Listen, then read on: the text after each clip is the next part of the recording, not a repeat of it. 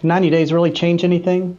Ask that question to anyone who's been a part of the hit show 90 Day Fiancé, and the answer would be a resounding yes. The idea of a 90-day program seems to be a common period of time for a lot of things these days, whether it's evaluating a new employee for long-term job suitability or simply trying out a fad diet or an exercise program.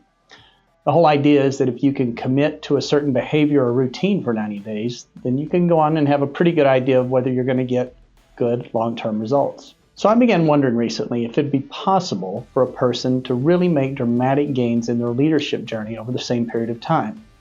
What would happen if you intently focused on your leadership growth for 90 days? The idea of growing your leadership in 90 days may seem a little abstract at first blush, and I get that, but I believe it's just like any other endeavor. The most critical element is the willingness to take the first step. Each one of you reading this is at a different place in your journey, so the starting place is going to look a little different depending on where you're at. But the idea here is to first establish a baseline for your current leadership and then set some specific benchmarks to measure the success in the next 90 days. To get the best results, you'll need to set aside your pride and be open to the idea that there's something for all of us to gain if we can be humble enough to learn. Maybe a simple question to kick this off is, what really needs to change? This is a really good starter, and the answer will ultimately determine the trajectory of the next 90 days. Now, I'll forewarn you, though, that the answer may be uncomfortable, and depending on your courage to face it, this challenge could be over before you ever take the first step. So let's get started. Grab your journal, or you can download one from our NGL website. Write down the question, and take about 20 minutes to search your soul for the answer. If you find yourself not coming up with much, the assessment below may be a beneficial guide. It's okay if you had trouble answering some of the questions in the survey. It could be some of the basic assumptions are wrong. My assumptions are that you already have a vision and are currently responsible for leading a group of people. If that's not your current situation, that's okay. We need to start somewhere.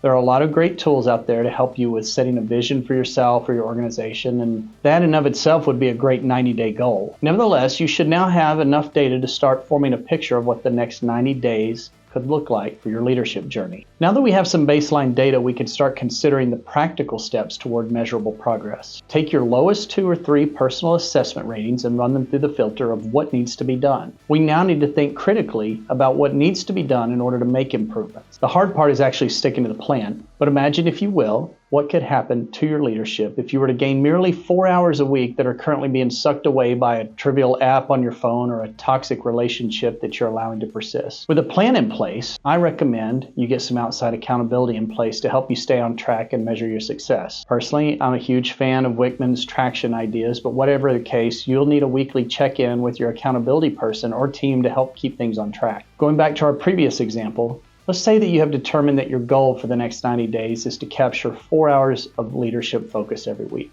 All right, the reality is, on the outset, you may not fully be aware of every distraction that is keeping you from the focus you need. The most important thing, though, is that you start. Each week, as you track your progress, it's important to identify the behaviors or issues that are keeping you from meeting your goals. As these things manifest themselves, you should create a personal task list that you will commit to addressing before the next weekly check-in. Trust me. After 90 days of small but intentional steps, you will have made a lot of progress on your journey. The last and often overlooked step in the 90-day challenge is to celebrate the gains. Of course, I'd love to hear your story myself, but even if you decide not to trumpet your success to the world, your accountability group will be a great group to share in your victory. I'm truly looking forward to watching your leadership improve in the next 90 days. It's time to embark on the next great stretch in your leadership journey. Now go lead.